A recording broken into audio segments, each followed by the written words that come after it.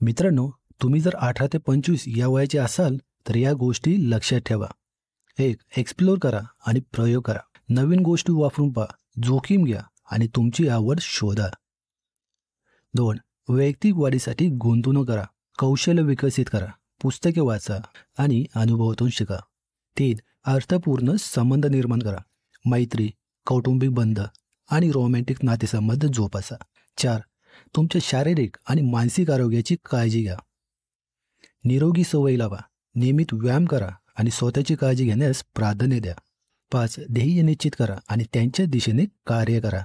तुमच्या जीवनासाठी एक दृष्टी तयार करा.